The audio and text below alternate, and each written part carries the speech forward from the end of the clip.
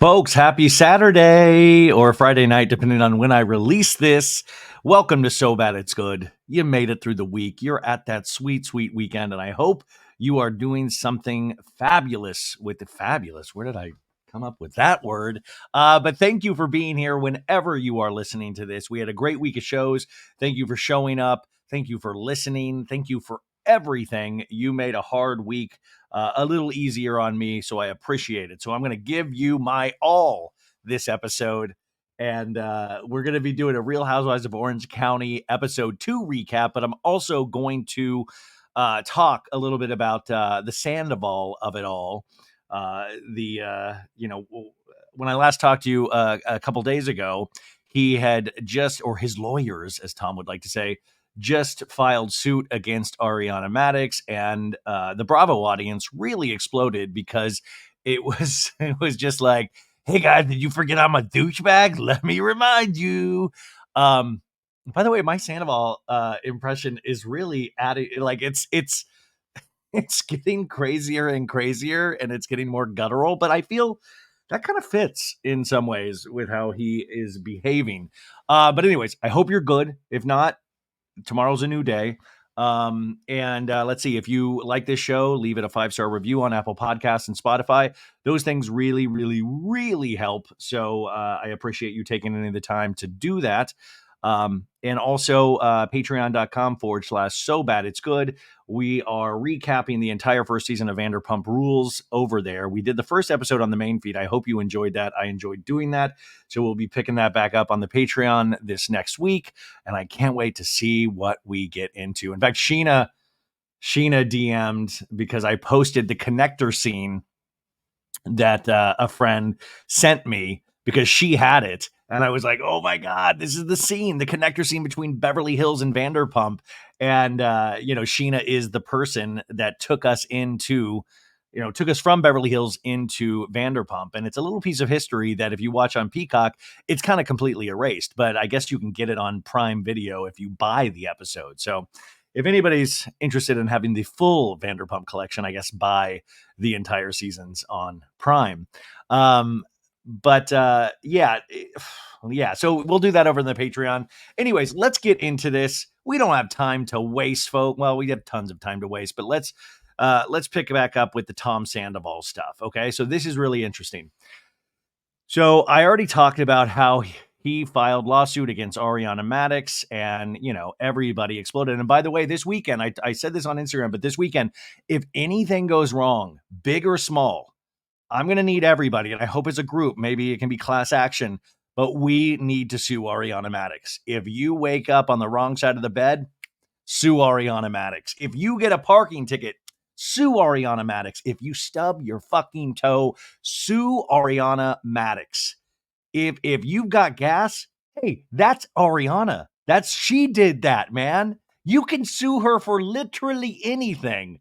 And everybody is lining up to sue Ariana Madix. Chef Penny also dropped her lawsuit against Katie and Ariana in regards to something about her sandwich shop. So, by the way, if you live in Los Angeles, every lawyer is working right now, but it's only on suing Ariana Madix. Ariana's in Fiji. My God, Ariana's in Fiji. And I don't mean to laugh because I'm sure it's incredibly fucking painful. And it just goes to show you that everything in your life can, so much of it can be going good. And then there's always these black clouds trying to drag you down, and fucking vultures come out. Vultures come out.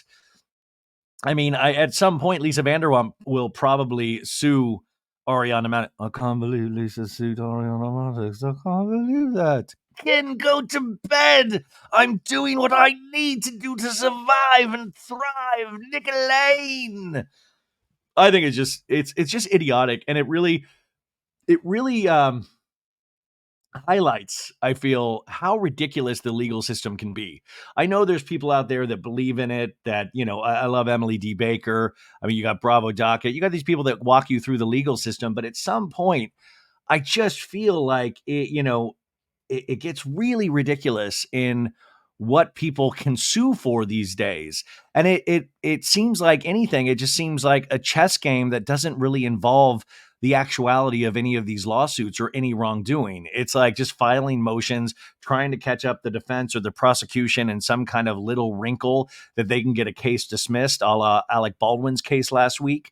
It doesn't make a lot of sense, except that if you have a lot of money to actually hire the right people, you can really get away with anything these days. So, anyways, this is Tom Sandoval's statement. He released this, I think it was just yesterday. My God, time moves so fast and so slow. This is Tom Sandoval's statement in his Instagram post. I have blocked Tom Sandoval a long time ago, so I wasn't able to see it, but obviously it was passed on to me. Here is his statement. Here we go.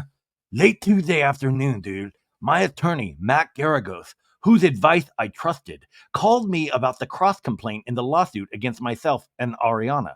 He assured me that the action was customary and strictly preventative in the types of lawsuits and urged me to agree to it. The words new lawsuit or suing were not articulated to me. I should have done more of my due diligence on the matter. Upon realizing what this action actually means, I've removed Matt Garagos from my legal team. What is this, a fucking dream team with OJ Simpson? How many fucking people do you need on your legal team, man? Let's start with one good one. Sorry, I'm going to finish the statement. In no way am I suing Ariana. The action against Ariana brought on my behalf is being removed, dudes. I had no ill will or vindictiveness towards Ariana.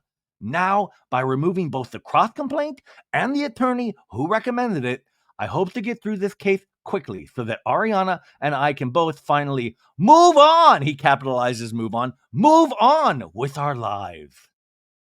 It's a little too fucking late for that. And maybe if you have the law involved, maybe if you have the legal system involved, maybe know what the fuck you were doing. And you've been in this business for way too long to not know that you have to pay attention. You have to deal with contracts in your reality show gig. You have to deal with all of this stuff. And at this point, when you feel the world has come down on you, you are still just leaving it up to like, well, yeah, he said it would be cool, dude. He really urged me to do it. And I was busy. So I said, yeah, brother. Like, what the hell?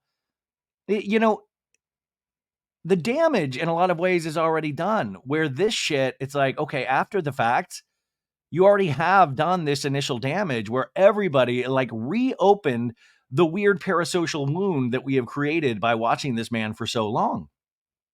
So I was just kind of boggled. By the way, him and his girlfriend, deactivated their Instagram, but obviously they are back now.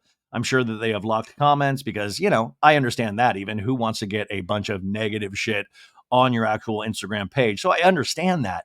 But my God, dude, I just think it's really interesting that like every time, because a lot of people have tried to help Tom, a lot of people have tried to save Tom. Whether it be going to Tahoe on this season of Vanderpump Rules and efforts to bring everybody, this gang back together, everybody has tried to help Tom.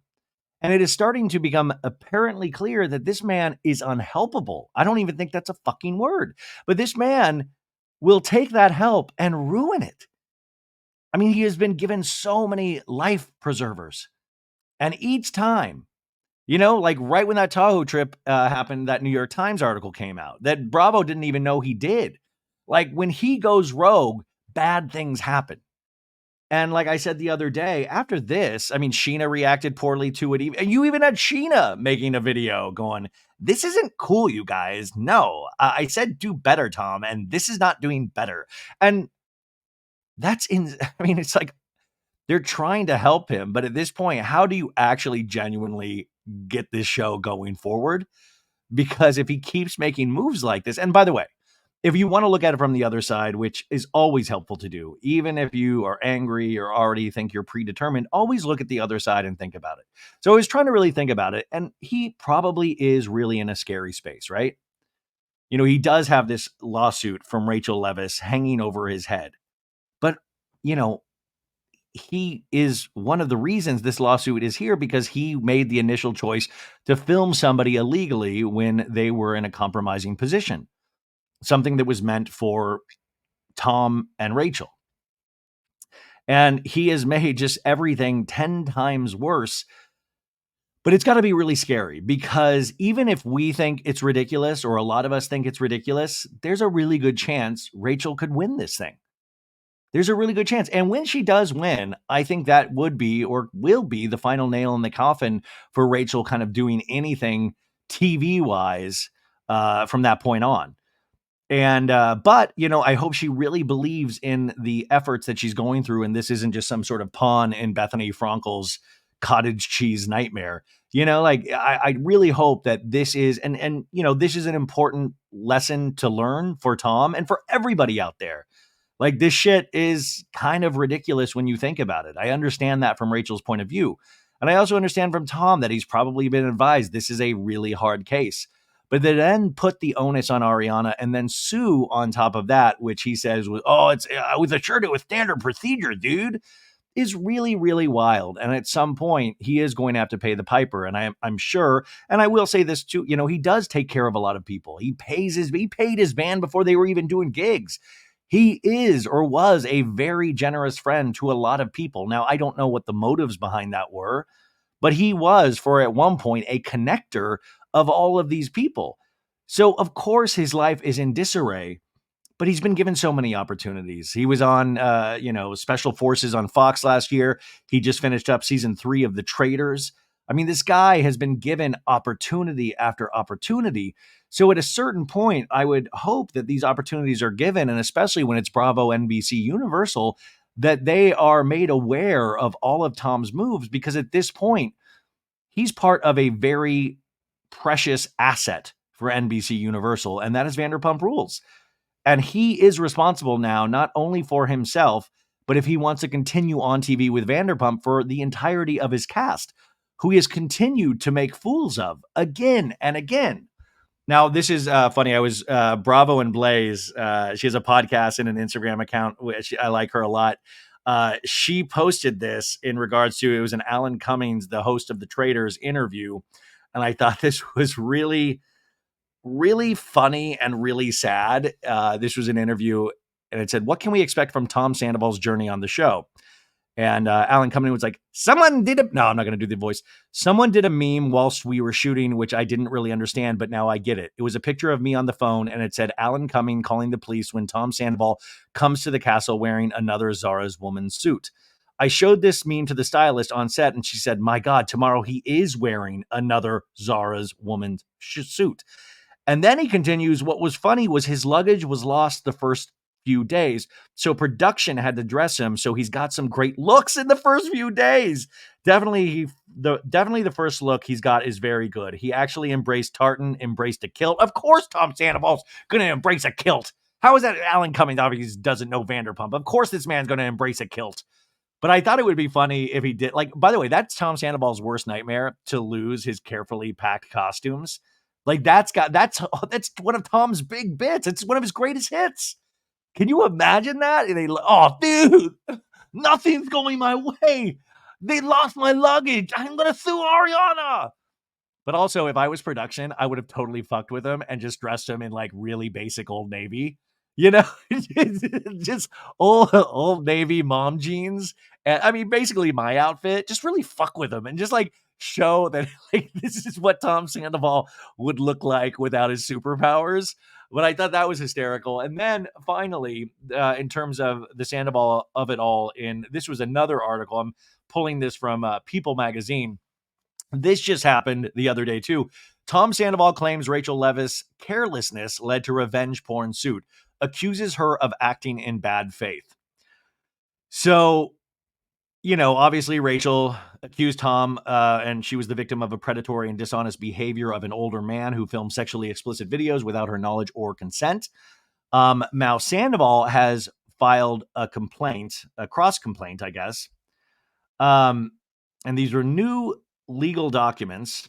Sandoval's lawyers claim in their answer to Leviss's complaint that the damages alleged by Leviss were wholly or partially caused by her own, quote, negligence, breach, and fault. The filing alleges that she also failed to, quote, mitigate whatever damages, if any, she had allegedly suffered. Furthermore, the filing alleges that Leviss had full knowledge of the consequences of her actions and therefore voluntarily exposed herself to the allegations made in the suit. So Rachel should have been like, I know that Tom was gonna film this. I knew he would keep it. Like, I mean, what does that even mean? The onus, of course, is on the woman again. This is where I am in Rachel's camp. Like, this is another fucking ridiculous statement. The filing claims that Levis should be barred from seeking damages under, quote, the doctrine of unclean hands, which requires an individual to act fairly in the matter when pursuing damages. You better act fairly in pursuing damages. You better act good. You better be a nice young lady when you pursue damages.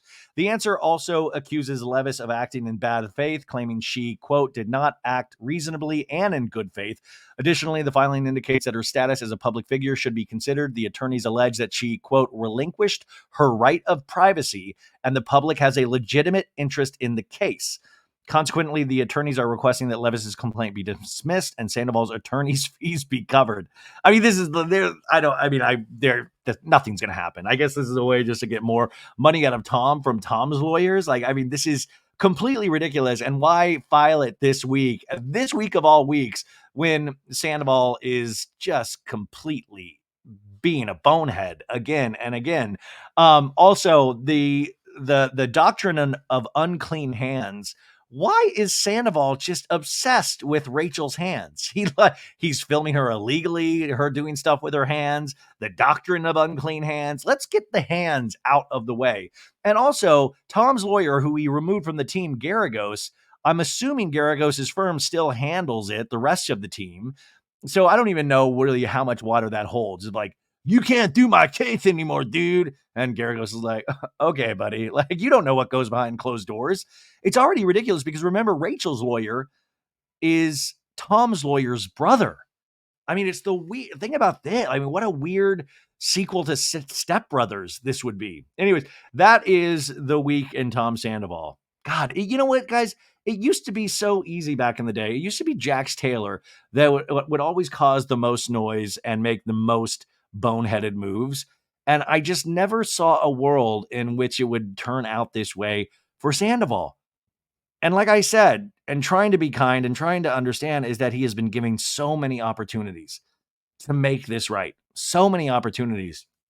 And I really do hope he pulls it together because, from his live streams with his girlfriend at 4 a.m, where it seems like they're flying, I hope that he can pull it together, and I hope that he can realize there potentially is some bad influences around him, or potentially he's the bad influence. But I think right now is the perfect time to be in daily therapy, like to work his brain out as hard as he works his body out.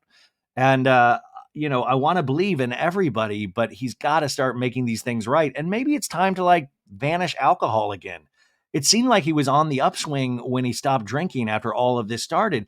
Maybe now's the time to revisit that. I don't know. That's not my place, obviously.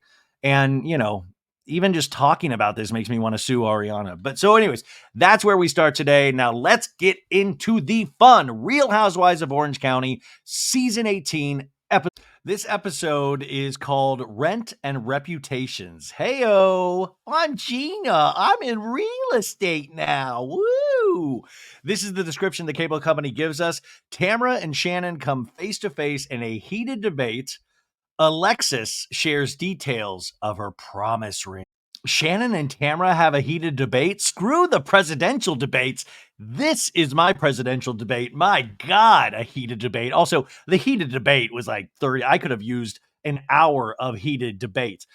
I keep thinking about also the character archetypes that you have in these shows. And we talk about this a lot of the time, but I think it's really important to really study and the differences in each one of these ladies. And, if you have these differences, that's where the magic of the show can really pop off. And as much as I dislike Tamara as a character on this show, she provides an essential service. And that is, she's a shit stirrer. She can't be trusted. She will gaslight you into trying to make you apologize to her for shit she has done. I mean, she is an essential character, and it really stirs up the fan base.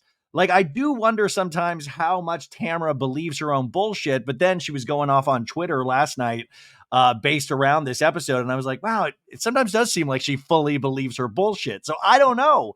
And also, Don't get fooled. Tamara knows this game better than any of these ladies. She plays this game better than any of these ladies. She now makes a really good living talking about this on her podcast, going over not just her own franchise, but other franchises. She's very, very aware of this, and she's laughing all the way to the bank. I mean, that to me is hustle. It's business acumen. You might not have the glory of being a complete fan favorite. I mean, I think Tamara is very respected, and obviously she has so much love out there. But at the same time, like I said last season when she came back on, she has this gift that she makes not the audience, but the ladies around her believe in her line of bullshit. Like she's so good at it. Like they genuinely hop on board. And it just goes to show you that people will believe whatever you tell them. People will believe whatever you tell them. But it's wild because Shannon, in needing Tamara the most, and I'm not saying Tamara does not have points, but you don't just completely divorce yourself from a friend, especially when you're going on television, unless you, like Tamara, knows that that's a good storyline. Me ditching her and pulling up Alexis Bellino, Tamara's the one that created Jesus Jugs. Tamara ripped on Alexis Bellino so much. And it then goes into why Alexis is such a good choice for this season because of the John Jansen of it all, of course, but also just in these shows we'll show, and our probably own live show as well, is that we can be a hypocrite throughout the years. Our past can be used against us in really bizarre ways. And that's why I usually don't love flashbacks because I'm like, God, we get it already. But I hope that the OC this season shows as many flashbacks of Alexis Bellino as possible. Give it that shady fucking edit that they always give Sheena when Sheena says something and then they throw it back to 10 examples of Sheena throwing herself at a guy throughout the seasons. Like, I want to see that energy more and more and more. But to me, this is Tamara's show in a sense, or she feels it's her show. So she is kind of the leader of the pack. A lot of people look to get her approval. But we have this dark horse here. We have Shannon Bedore. And it just goes to show you your life can be falling apart. But the audience can then take that and actually have empathy and sympathy and go, hey, she's always put it out there, warts and all. And she's not as good at being vindictive and not as good as getting people in her corner. Like when Shannon apologizes to Gina last episode and this episode, I believed it. I truly think that thought goes through Shannon's mind, even like she was telling her daughters last week. I've never gotten into an accident. I've never gotten a DUI. And I did all of these things within a couple of minutes. You can feel the shame coming out of your screen. You can feel that shame. You can feel her going, oh my God. And I did say all these things about Gina. What the hell? What was I on? And sometimes life will show you that way of where you all of a sudden realize in the most painful way possible that you were not as empathetic in a situation as you could have been. So I think it's just interesting because last season we saw Tamara really trying to suck up to Shannon in some way. Because remember, that's where last season started, was Shannon was not in a good place with Tamara after so many years. And she was trying to hold firm. And Tamara's like, no, let me back in, let me back in, let me back in. And Shannon did. Shannon helped get all of these other ladies in line. And now this is the payment for that. Now Tamara wants to stick with the moral high ground. When Tamara, the moral high ground is not familiar friends with Tamara a lot of the times. So you can't all of a sudden want to pull moral high ground when you've not had it yourself for so long. We have a decade of examples of Tamara doing thing after thing that has made this show really enjoyable to watch. So I want to give her flowers.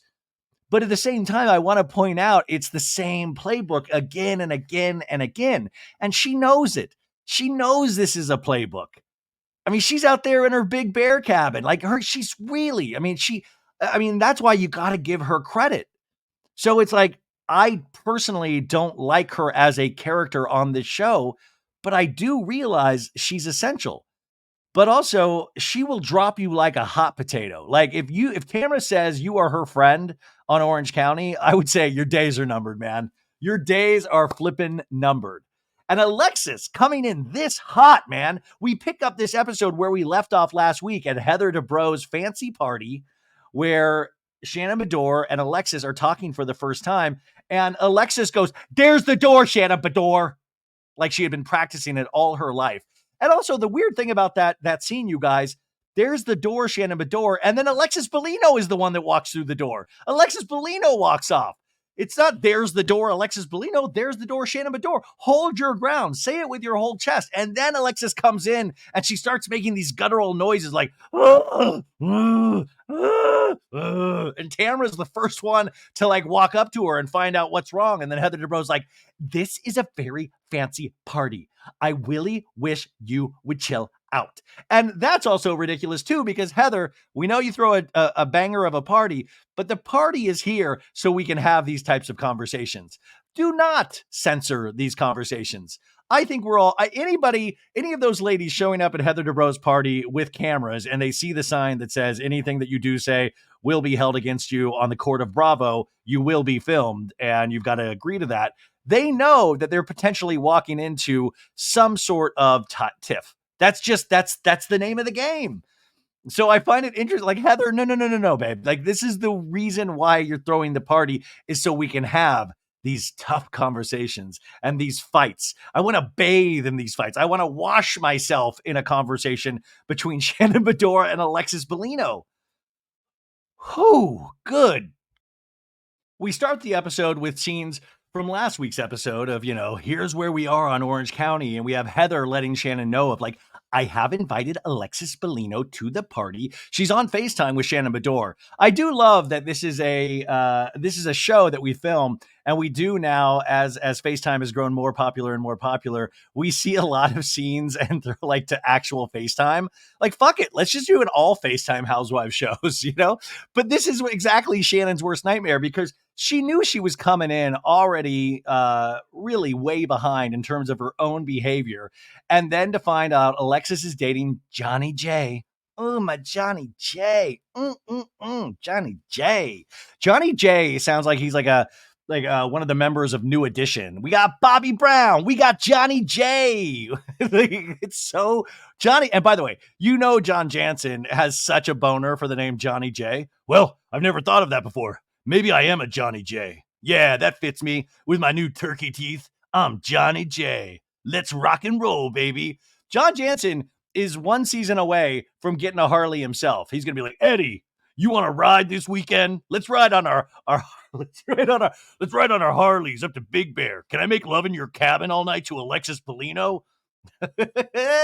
So Shannon, and think about this. If it was your own life, this would be your worst nightmare. You would run so far away from this, and Shannon collects a paycheck, so she knows she just has to be there, right? Whew. But Heather Heather lets Shannon know, "Alexis is my friend, and we have been friends for a long time." Barely, Heather, barely you have been friends. Give me, I love how we rewrite history, that all of a sudden this is like a kumbaya show, and finally it has broken out into some disarray because of the love triangle that's happening. Anyways, we also have Jen Pedranti and Ryan, which, by the way, Ryan is taking a huge beating this year in terms of the name alone.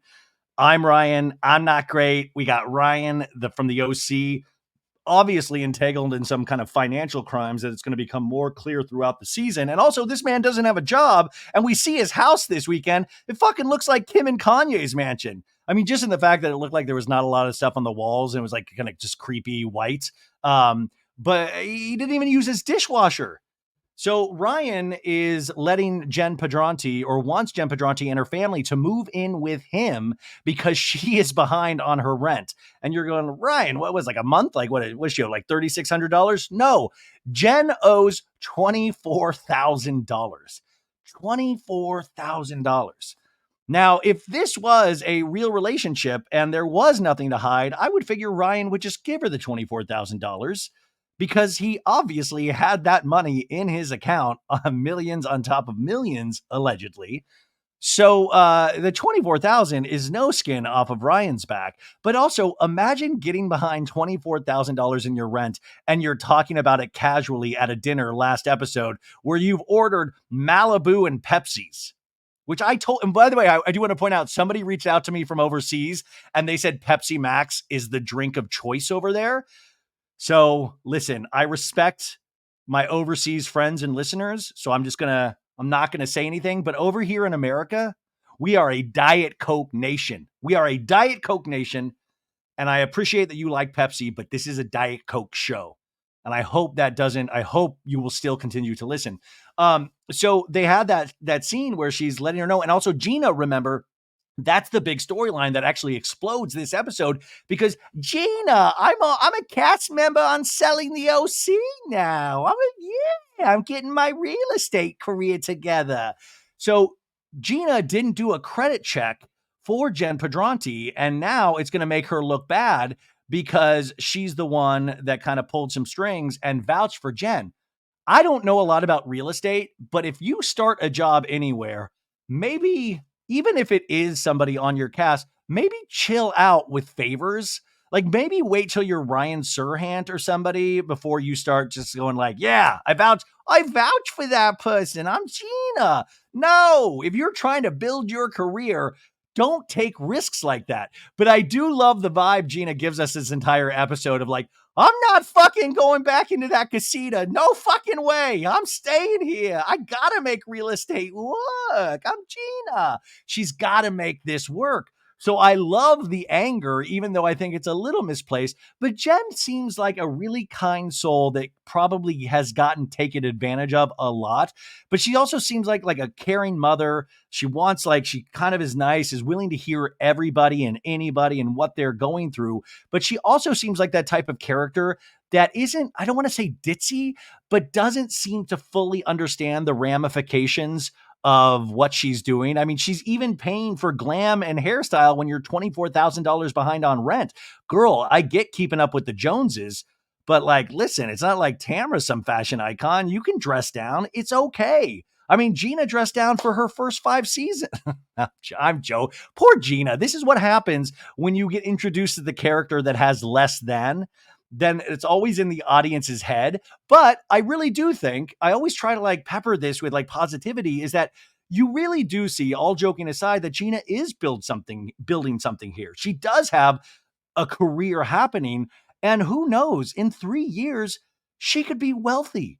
She could be FU wealthy. And also, I want to point out these people do get paid on shows, and especially Gina, that's been a multi season housewife. She is probably, I mean, she's obviously not in Nene Leakes territory, but she's making a really nice chunk of change from this show. Just because the first season you get paid for shit, second season a little bit of a bump, third season a little bit of a bump, and then fourth season you start making really, really good money. So I always don't know how much to believe because also Jen Pedranti, what are you getting from the show right now? And maybe we put that towards your rent. And now Jen Pedranti just this week, I believe, finally settled with her ex-husband. She's getting a lump sum and then I think a certain amount of money for payment every month. And she was finally able to pay off some of her bills. So good for her. I mean, I do like Jen. I think she's another kind of essential character for a newbie. And we also have Katie Janella, who's a newbie that we met a little bit at the end of last week's episode. And we get to find out more about her family this week in this week's episode. So we ended last week with that Alexis Shannon, where Shannon's like, are you going to write me a check for $300,000? And Shannon's like, you sent Tamara and I a cease and desist letter.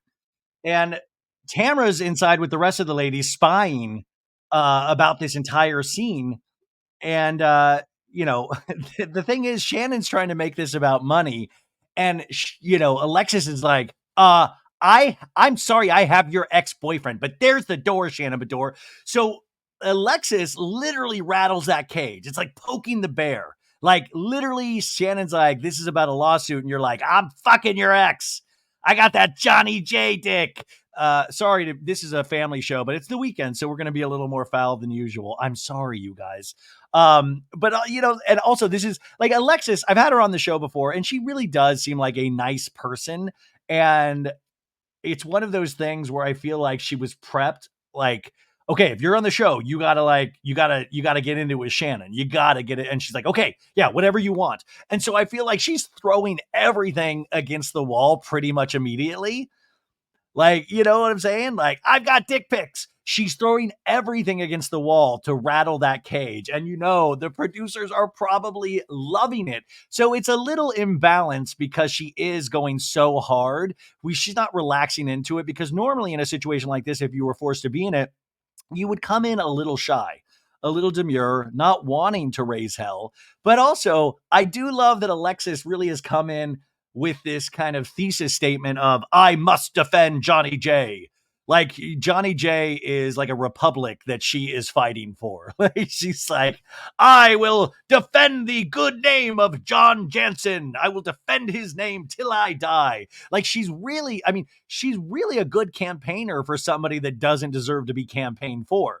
Like he hasn't really earned any of these ladies' trust or them liking it. Like, and she doesn't even really seem to understand that, like, oh, you've all had experiences with him. It's like, no, on the good name of Alexis Bellino, you must like John Jansen and give him a chance. Wild.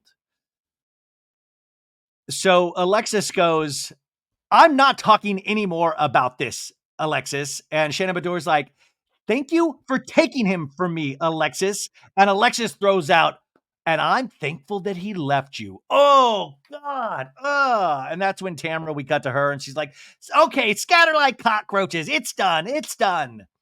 Obviously, Tamara comparing herself to a cockroach is not surprising. LOL. Um, but Shannon is left with her drink, which I don't know if that's just water or not, but she goes, fuck her, fuck her, fuck her. And Alexis walks in with purpose in her like two-piece pink outfit that she's wearing. And Alexis is like,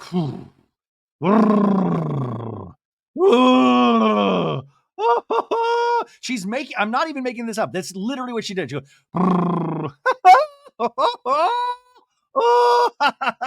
I'm trying to keep myself composed. And Heather's like, what just happened? She literally wants to keep bringing up only the lawsuit when I would like to talk about this man's dick. Like only the line. Heather's like, the lawsuit. And Alexis is like, I'm shaking. And then Tamara, we hear her go, I was involved in that lawsuit. I was involved in that lawsuit. And Tamara now comes up to Heather and Alexis. And this is when Heather's like, excuse me, I'm just going to excuse myself. I love you. I want to hear what's going on, but this is my party. She's a guest. I feel weird. And the rest of the ladies, like Katie and Jen Pedranti, are like, I want to listen. I'm trying to listen. What's happening? And now Heather goes out to check on Shannon, and Gina's already there. And Shannon's like, listen, she started the lawsuit in my eyes. So, anyone with Bellino is not my biggest fan because I lost $300,000. Back in the other scene, Tamara is now with her best friend Alexis, goes, I mean, I'm not going to lie. It's got to be very difficult to see her. It's got to be very difficult to see her. Not, it's got to be very difficult for Shannon to see you. Tamara's immediately gone to, it's got to be very difficult for you to see her. And Alexis doesn't even pick up that Tamara is saying that about Alexis instead of her old friend Shannon. And so Alexis immediately comes back with, well, it's difficult for me to see his ex-girlfriend. And it's like, girl, Tamara's already got on your side. You don't need to explain anything to Tamara. It's like, it's difficult for me to see his ex-girlfriend and be in the same room with his ex-girlfriend. Tamara in a talking head says, just because Shannon and I are not on the best terms right now, I still care about her. Funny way to flippin' show it. So then we see text messages from the past, and we see this text message pop up from Tamara saying, hi, Shannon, I know things are not great between us, but I just wanted you to know that I am thinking about you with all of these pictures of John and Alexis going around. I know how hurtful this must be for you, and I'm sorry. I hope you're able to enjoy the holiday season. Ho, ho, ho.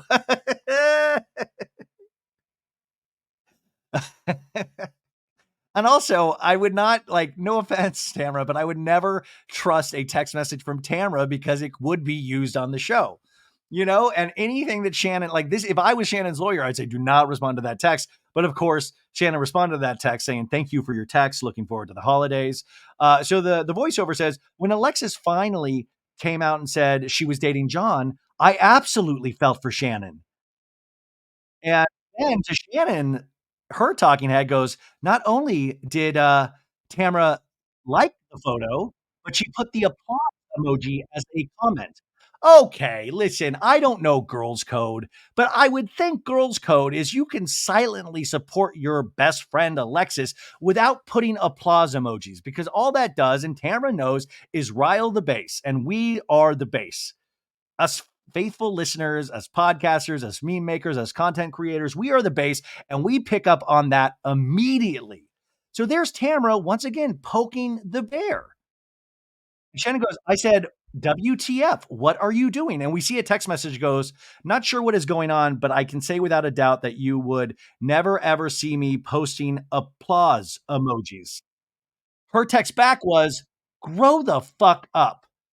Grow the fuck up. That's your friend. Grow the fuck up. Tamara, no, you grow the fuck up.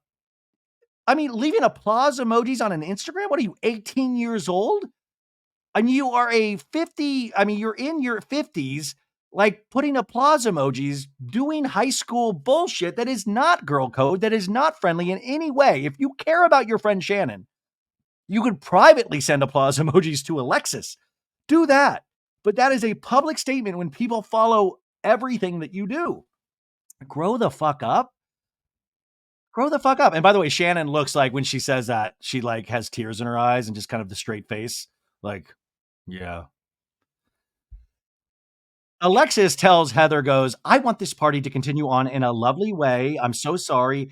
Can I go do this? Because, and she goes off to one of these like little stations that Heather has set up. Remember, she has a wishing wall like a wishing wall thing where people can write wishes for everybody. Um, So Emily then says to Jen Pedranti that she's going to wish a house for Jen. And Jen's like, how about a car, a job? And Katie's like, are you moving, Jen? And she's like, I am. Gina actually helped us get into this last house. And basically, the kids and I got evicted.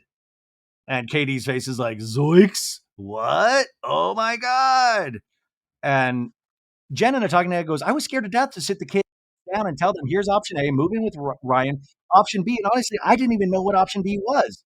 Can I make a statement? We should get Jen Pedranti and the kids to move in with Shannon Bedore, just so Shannon Bedore has some people to talk to. You know, I mean, and Shannon would probably hate that. Anyways, we have a flashback to Jen and her kids, and one of the kids is like, do you know how long we'll be at Ryan's? Is it permanent? And Jen's like, I hope so.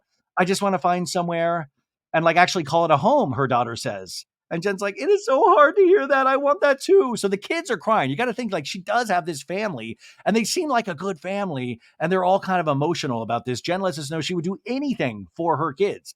And if moving in with Ryan was going to be a detriment to the kids, I'd live in the car just like the singer Jewel used to. Sorry, old Jewel thoughts. She says she's grateful that the kids are on board in the decision making of moving in with Ryan. And I like this is a great storyline, and especially because it involves Gina.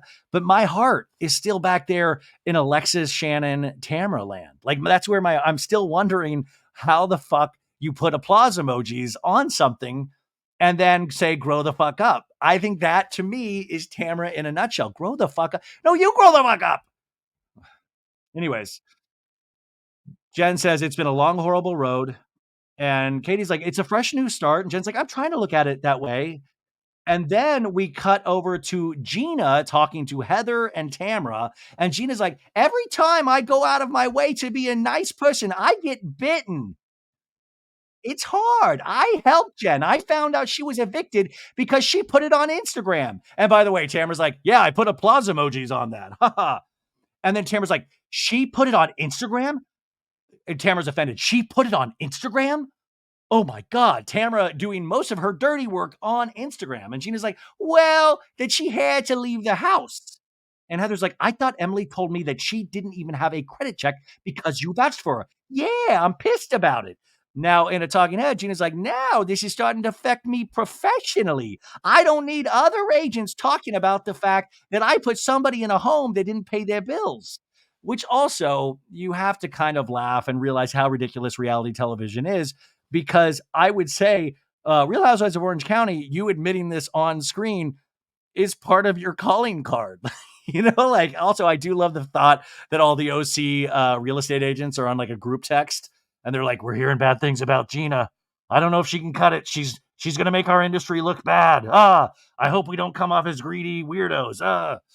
Anyways, we go over to the wishing wall, and Shannon's like, what is this all about? And they're like, well, you can make 3 wishes. It can be for anyone you want in here. A- And Shannon's like, should I write to Alexis, good luck in your relationship?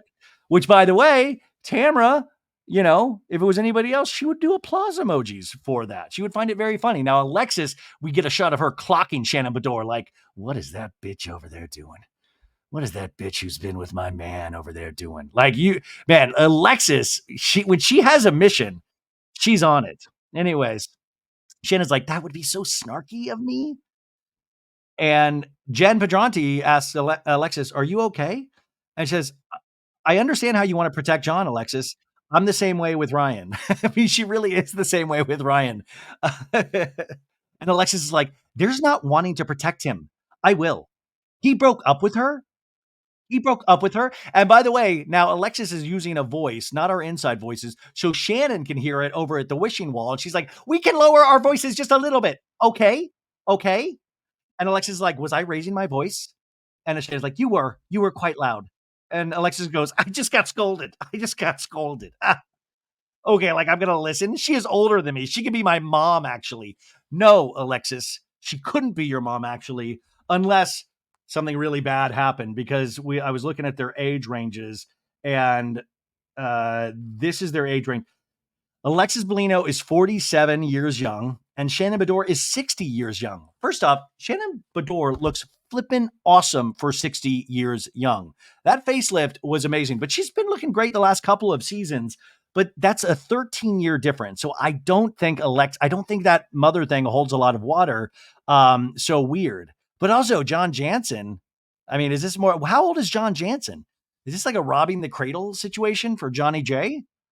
Anyways, Alexis, in a talking head after the shushing goes, ha! No, you will not shush me, lady. You will not shush me, lady. I will no longer be squelched. I will no longer be squelched. I love the word squelched. And then we cut to a flashback of Alexis and Jim Bellino, which I know Jim is, he's very sensitive and he likes to use the legal system. So I do want to come out once again and say, huge fan of Jim Bellino. Everything he says is right. But we flash back to this episode where they're at dinner and Jim Bellino is being very intense, saying, Alexis, we have become one flesh biblically. Yeah. Wives stay home. And Alexis is just chewing her food slowly, listening to this man say that they have become one flesh. What a romantic, intense thing to say. We have become one flesh. Our DNA have commingled. Wives stay like, because Jim, remember, that was the whole thing. They lived by a certain rule, a certain code of ethics, a certain God was a huge part of it, which I still wonder what role God plays in Alexis's life now, because it seems like she's loosened up on a lot of things. Alexis says in the talking head, so any storm that Bedore wants to create, find a new tornado. Period. Now, I don't know if this is like, guerrilla marketing for the new movie Twisters out now with Glenn Powell, but find a new storm, find a new tornado. Okay, storms, find a new tornado. Find a new tornado. Like, is she saying that she's the tornado? I don't know if this actually makes sense. I don't know if she's saying she's the like Alexis is the tornado. Find a new tornado. Because a tornado, I think, is more powerful than a storm's. So I think a storm really couldn't affect a tornado. But I like Alexis's passion. She does like whirling motions with her fingers. She's very animated. And she's like, period. I have come to get a second season. We go back. Shannon's writing down wishing things. And now Jen has pulled Gina aside and go, hey, I've been wanting to grab you. You and I know we need to talk. Let's get together. Okay. And let's get a lunch or something.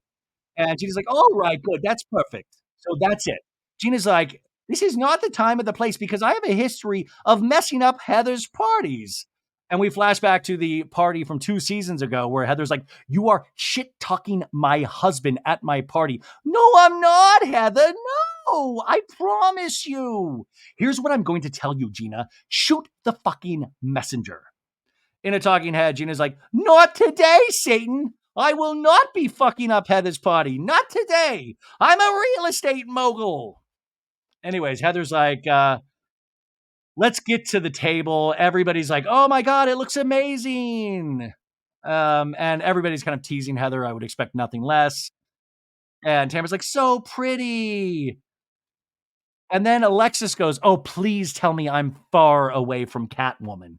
What is that even like Catwoman, like she's aggressive like a cat, or is she commenting something about her face? Like what I like Alexis's passion, but I'm sometimes confused on what like some of the wording is. But I think she's just a little nervous, so she's just like word salading certain things. So they're passing an amuse bouche, which, by the way, an amuse bouche at a lot of fancy restaurants, they'll give you a little bite. It's just a bite-sized thing before your meal. And everybody's like, amuse bouche, what's this? Oh, it's so tiny. Gina can't. Oh, this is very little food. What? It's like, Gina, this isn't the actual food. It's just a little thing to wet the whistle, you know? So Heather gets everybody's focus. Welcome, everybody. I'm so glad to have you all here. I really actually didn't even prepare a toast, but here is 5 pages. This is was intended to be sort of a New Year fresh start party, and I hope you've enjoyed all the activities to that end. You see, right there is the question booth. And then Jen's like, I'm first if there's money in that booth. Well, we know you are, Jen. And Emily's like, she needs a house. She needs a house. And Jen goes, "Come on, dude, bro. You of all people could fill that thing with money. Come on." It's one of those like booths where they usually like toss money in and you're supposed to like grab as much as you can get, but this is not that. Um Heather goes, I don't think the money booth is going to fix that situation. Now, Gina is still complaining about the food. I'm so hungry. This amuse booth. But they're in the question booth, and the booth, instead of money, is taking all of their wishes and their questions and stuff like that. And you have to grab one. Alexis is first, and she comes out, and her question was, what is your friendship goal for 2024? And Alexis, I shit you not, goes, I would have to say for Shannon Bedore and I to kill all animosity and to be able to move forward. And she says it with like her hands on her hips, like a superhero. And that's my friendship goal. And it's Shannon's like sipping soup or something. And she's like, huh? My name? And Emily turns to Shannon at the table. She's like, what do you say, Shannon? And Shannon's like the biggest forced smile. She's like, I appreciate that. I do. In a talking head, now there's like sad piano music playing behind Alexis's talking head. She's like, I literally do want to just be amicable in this group of women. I am going to act like a Christian. I'm going to spread love. By the way, this sometimes, and I speak from a family of Christians and Catholics and things like that. This is sometimes what confuses me about Christianity. Of like now she wants to do the Christian thing. Was the Christian thing bringing up that you're boning Johnny J in front of Shannon immediately? To me, that's what cracks me up about any kind of religion is that there's always like these loopholes where I'm like, wait, can we just get like I think the rules are out there somewhere. So why are we? I don't understand that you can do all this, come in this hot, and then be like as a Christian, I want to kill all animosity. I love everybody. We're all God's children's, you know? And then Tamara, does her little thing, and she goes, "You might have to stop banging her ex-boyfriend." Which also, that's another confusing thing about Christianity. I brought this up before. In Christian faith, a lot of people believe. I mean, I think God in the rule book intends for you to not have the hippity dippity until after marriage, and she's already gone on record that they are having record love making sessions. I mean, it feels like it's like tantric sex happening over there. There's like breaks, food's involved. It's like 12-hour boning sessions. So I don't even know how that all works, but maybe because she's promised her heart. I don't know. Christians and Catholic and all religions, they seem to be able to bend the rules to make it fit whatever their behavior is. But Shannon's like, that's very nice. That's very nice. But Shannon doesn't appreciate this joke. And Katie's like, well, you said everything that was saying. You said what everyone was saying. And Shannon's like, in a talking head, she goes, Alexis, I don't know that acting is your forte because you can't talk to me the way that you have so far in this event. And then all of a sudden snap your finger and say, you want to be my friend. It doesn't work. Shannon, she's Christian. It can work. Come on. Now Tamara's in the booth and she's licking the booth. Ha ha ha, Tamara. Super spreader event. Tamara's question is, what would you like to have less this year? Less of this year? And Tamara says, friends that talk shit behind my back. Now, here's Tamara spinning a web that doesn't exist because Tamara, from all the evidence that we've collected, is the one that shit talks people behind their backs. So, what she does is like this really interesting play that she does season after season where she is the one that is being talked shit behind their back. She is the one. And Tamara throws the card. And Emma's like, preach it, sister. And Tamara's like, talk behind her back. She's the one that shit talks behind her back. And Emily's like, do you? And Shannon's like, no, I don't. No, no. And Shannon's like mumbling with food in her mouth. Like, God, fucking damn it. Heather's is, what is your favorite piece of jewelry and why? Of course, my favorite piece of jewelry is something that wasn't always my favorite. It's my original engagement ring. And I thought she was like, it was a piece of shit ring it was a Kay's jeweler, it not worth shit. I like that it wasn't special to her, but it's special to her now. And they show the fucking ring and it looks like something that was like that old lady would like throw off the boat at the Titanic. It looks like a really nice diamond. So I'm glad that Heather now appreciates this artifact. So they all clap for Heather. And Tamara is next to Alexis, and Tamara's like, Alexis, is there anything that you want to share? And we see that Alexis is holding up her phone, allegedly filming the event, but we see the ring. And we know that Alexis did post a Instagram photo of this promised ring. And Alexis goes, oh, Tamara, the ring Johnny J got me? It's not an engagement ring. It's just a sign of love. And then Emily goes, is it a promise ring? And Alexis goes, it was not a promise ring. It was just, and Emily goes, but you did hashtag promise ring though, which she's talking about the Instagram post. I mean, listen, a good piece of advice for any of these ladies, get off the gram. I mean, like, it is funny. The more these shows go on, the more that they are revolving around podcasts, Instagrams, social media seems to be a lot of the way the message travels in which we derive all of our fights from.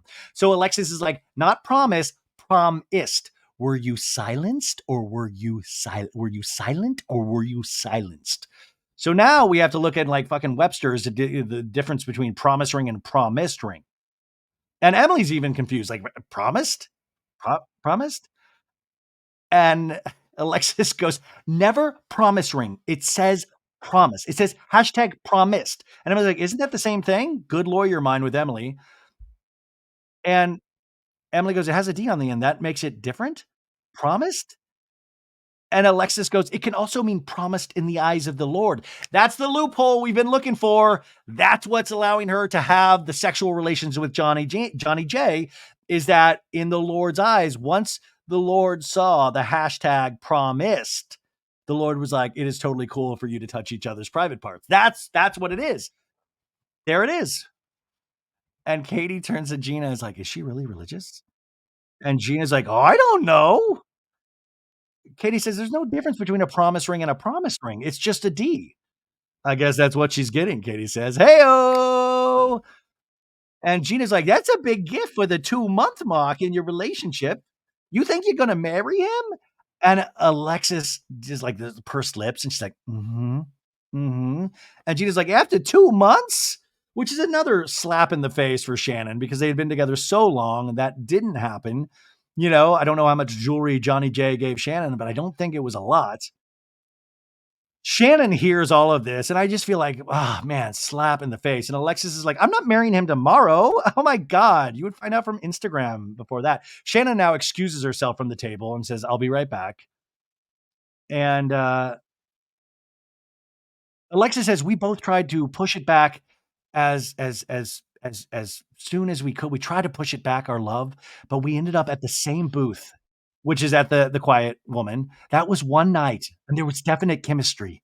There really was. Now, Tamara goes off to find Shannon, and I was like, is this Tamara's moment to try to be a good person?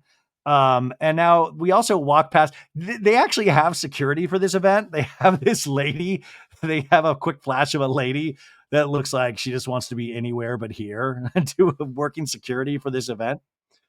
So Tamara goes after Shannon, and Tamara goes, you okay? And he goes, yeah, I'm fine. I mean, it hurts. Thanks for asking the question though, and kind of walks away from Tamara. And Shannon goes, "I don't know what you're trying to do. I know you think I'm talking behind your back." And Tamara goes, "You are talking behind my back." "What?" Shannon says, "And when did I talk behind your back?" And Tamara goes, "That I'm a horrible friend, that I have a giant ego, that my ego needs to be shot down, that I think that I'm better than everybody." And Shannon goes, "No, I did say we were doing the Trace Amigos. We always have to do it around Tamara's schedules because you got so much going on. And we're walking around going, thank me for the show." "I never said that, Shannon." She gets all high pitched. "I never," which means lie. "I never said that, Shannon. Where did I say that?" "You wanna sit down? I'm not gonna stand in the hallway, Tamara. I actually don't, Shannon. I don't. You're not a good person." Shannon goes, "Okay, all right." And then Tamara goes, "You've done horrible things to me." This is where I just think, dude, Tamara, we see the bullshit that you are spreading here. You do you horrible things. No, Tamara, you've done horrible things. And you are the person that is talking behind everybody's back. Shannon has to defend herself. Shannon's actually talking about the situation she's been put in because of you. But it is like it's Tamara getting ahead of the obvious and reframing the narrative. And she's so damn good about it. Like, you are a horrible person. You have done horrible things. You have killed hobos. Tamara in a talking head's like, Shannon, all you have to do is apologize and we can move forward.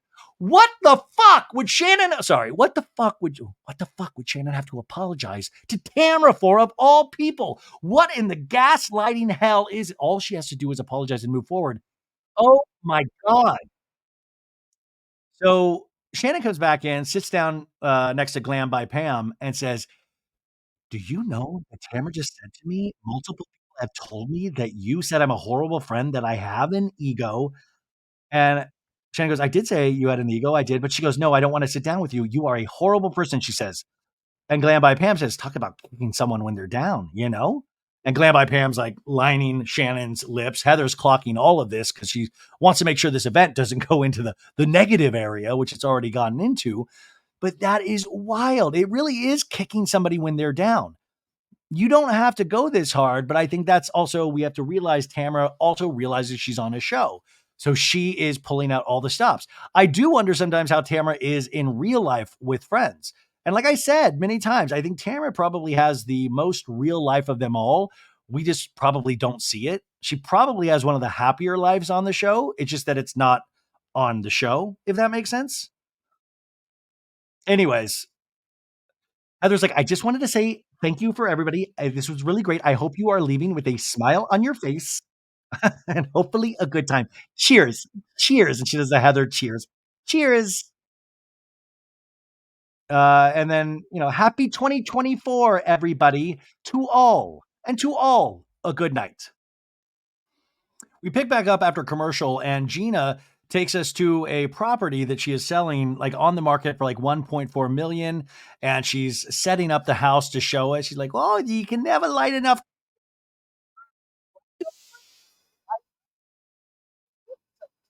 to sell this house." I will. Black Mickey Mouse shoes that like look like lifts. So, anyways, we get to see Gina in action. "Hi guys, welcome home. I really think that I found my lane, and I have realized one of the main things that you need to know about real estate is the price of the homes." And we flash back to 2023 when Gina didn't know anything, including the price of the homes when she practiced with Travis. She says, "This house I love. It has two bedrooms downstairs, two, what do you call it with you when you piss and poop? The bath, 3.5 baths. It's open concept. I love the built-ins. It's almost like the extension of a kitchen. This is the primary." Jennifer, what are you thinking about the closet space? It's never going to be enough space, is it, Jennifer? You're never going to get the size you want. And they're like, "How fast do you think this house is going to go, Gina?" "Our hope is that we will be accepting an offer on Monday." And the lady's like, "It's pretty. So you obviously want to put in an offer, right? We could write it up right now." And they're like, "Well, we heard that you let Jen into a home without a credit check. Word's been going around the OC." "Oh, no, I knew it. I know." No, that didn't happen, but it would be great. Gina says, "I'm new to real estate and I'm trying to build up my book of business, the book of Gina's business. So just hit me up and let me know what you're thinking, guys, okay? This is the livelihood of myself and my children. This is the roof over my head. not Travis's, because I've kicked him essentially out. And by the way, I still need to know way more about that story. So we saw Gina in action. She's doing great. Good for her. We now cut to Jen Pedranti meeting up with Shannon Bedore. They're all in kind of like workout clothing to walk some stairs. And so they start walking stairs. And I think Katie's with them as well. And Jen's like, bigger butt, bigger butt. That's in my mind. Step, step, step, step. And they're like, come on, Katie, let's push it. You're not even 40, Katie. Katie says, my idea of exercise is my husband's late night activities. Woo!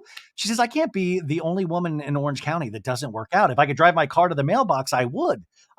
Which hell yeah. Good for you, Katie. By the way, Katie, let's track her progress in Housewives land, because right now she seems very relatable. I love her family. And this is a good test that we can all do to see where she started. Relatable, kind of funny, like I don't like to exercise. And let's see how she changes throughout the seasons. Like that's what it's always interesting to watch, what she is now and what she possibly will become, what the vortex of Housewives does to you. Now, Shannon shares with us, she goes, I used to do the steps with John, and he'd go, I'm going to sit this one out. I'm going to sit this one out. Wow, John Jansen would refuse to do stairs. And this guy, he, never mind. I'm just saying, he's probably lazy in bed too. That's what I was going to say. Poor Alexis doing all the work. No, Johnny J walks the stairs on that one. And so Katie's like, okay, John is the ex Shannon. And Jen's like, I've seen pictures of John lately.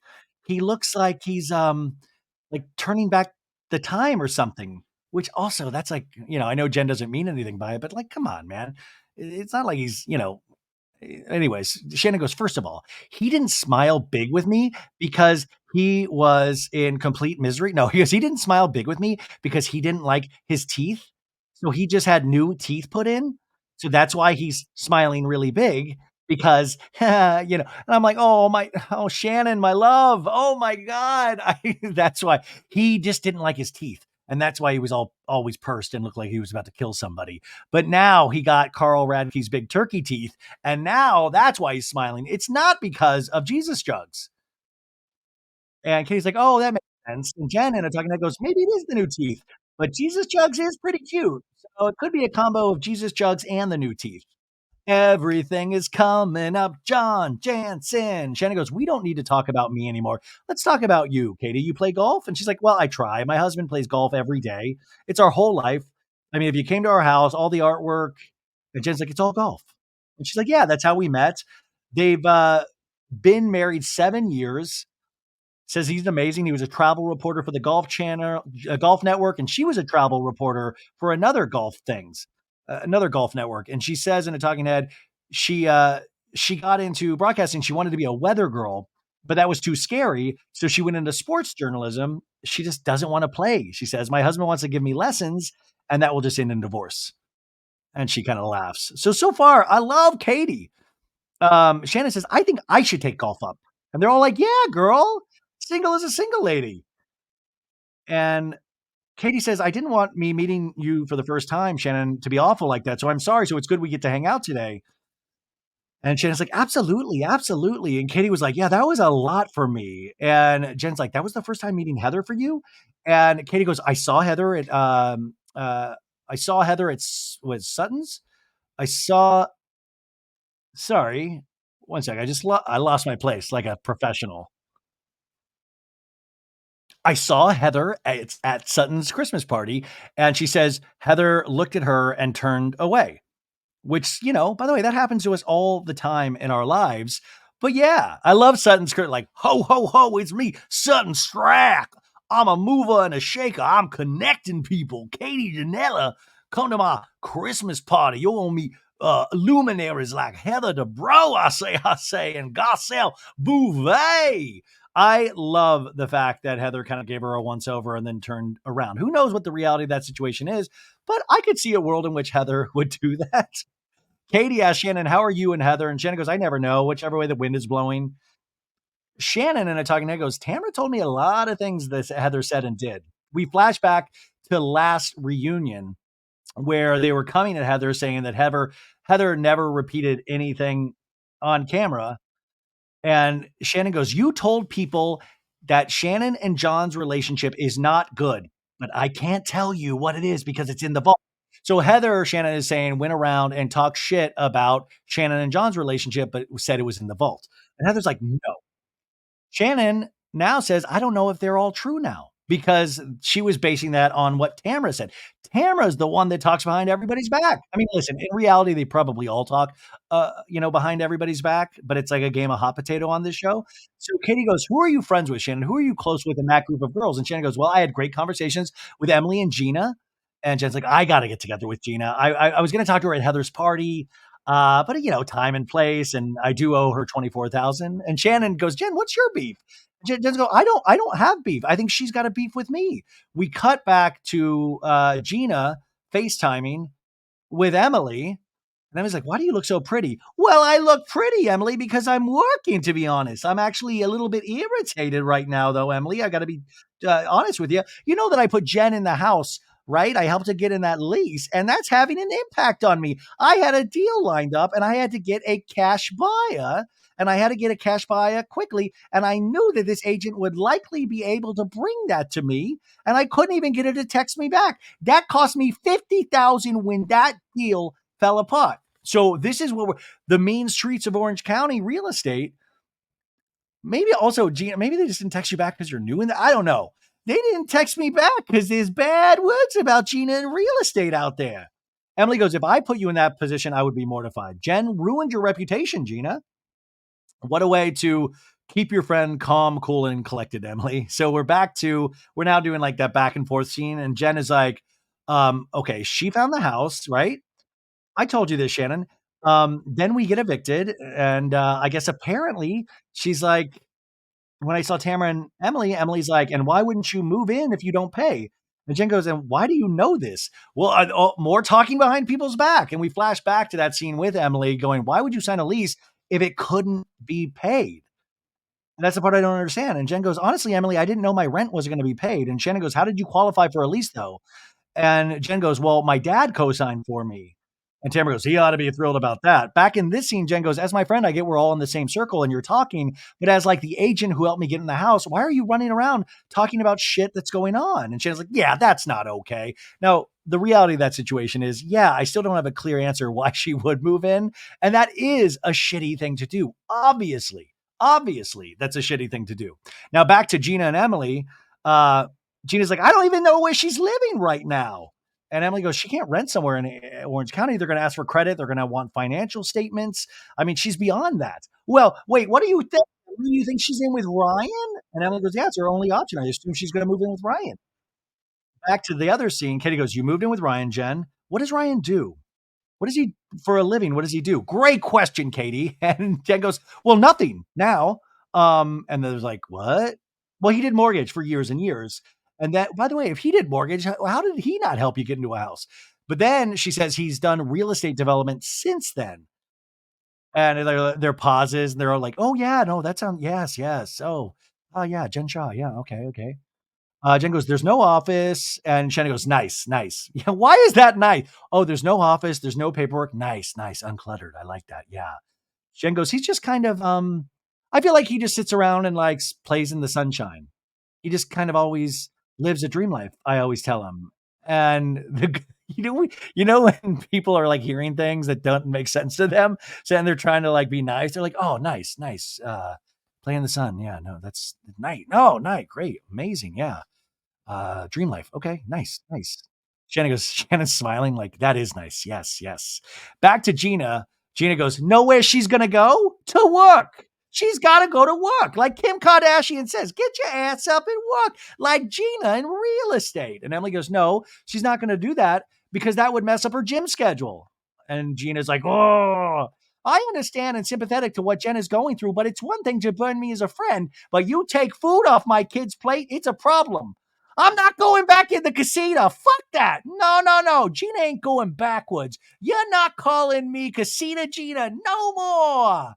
I'm going to make sure my kids eat to their fucking full, and you're not going to take that from me, Jen Pedranti."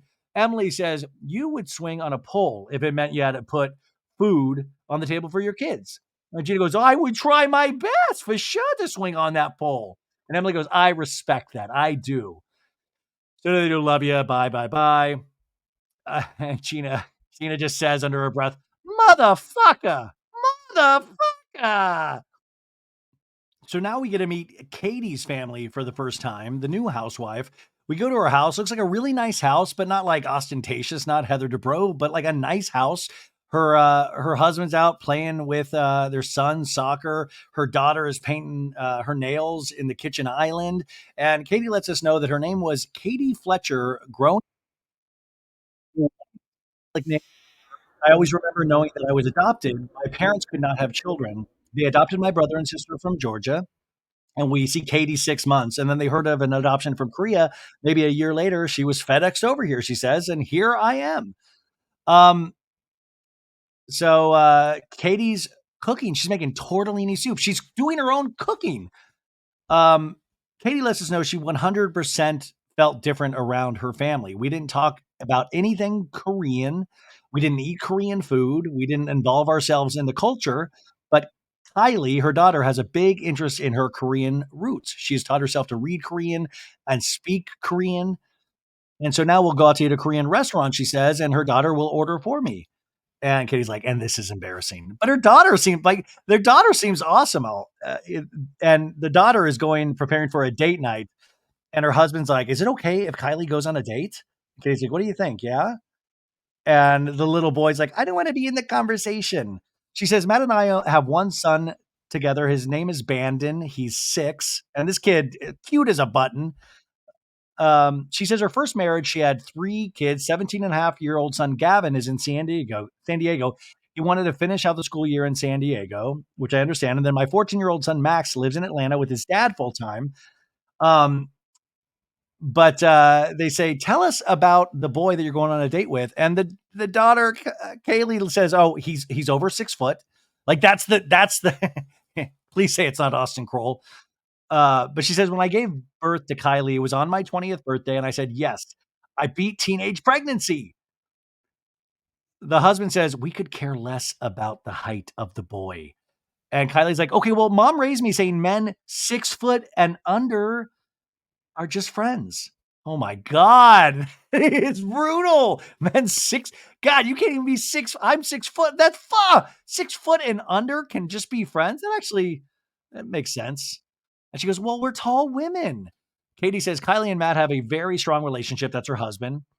You can tell the husband is not thrilled about Kylie's date. And she's like, I can feel your eyes on me every time the word date comes into the conversation. Kylie feels like she was abandoned by her biological father, Katie says, and she has a new dad. So she does consider herself adopted, which I always tell her, I am, you are, and that's okay. I don't know. This seems like a really nice family. I hope they do not get thrown to the Housewives Wolves. Um, Now we move on to a scene which is one of the craziest activities that I didn't really ever think or need to see in Housewives. But Emily had the idea because Annabelle, her daughter, participated in a flag football game that was a lot of fun. So she wants to get the Housewives to do a flag football game. So we're now at this training facility with Emily, Gina, and Shannon, and we see a montage of them like throwing the football. And like Gina doing wind sprints. I mean, I can't move my body at all anymore, so I'm just jealous. And Shannon is like, you can't use your hands. You can't use your hands like that. Oh my God. And they start the scene. They're like, okay, ladies, take a break, sit down. I'm going to get some water. And Shannon asks Emily, who's all going to this flag football game? And Emily goes, well, I've invited everyone in our group, and then I needed to invite some other friends because otherwise it's not a big enough team. Like you want to be able to have enough people that you can actually really play the flag football. And Shannon goes, so does that mean Alexis is going? And Emily goes, she will be there. But see, this is a very awkward situation with her, Emily says, because I'm friendly with her, but I also feel like she was out of line. And Gina goes, I didn't really feel like she was nice or easy to talk to. I felt that. And then we flash back to Heather's 2024 party. And Gina goes, I always feel like there's someone out there protecting this man. And Alexis goes, maybe because he's a good fucking guy. You ever think about that? I'm like, I want to see that full scene. Why did we just get that a little flashback?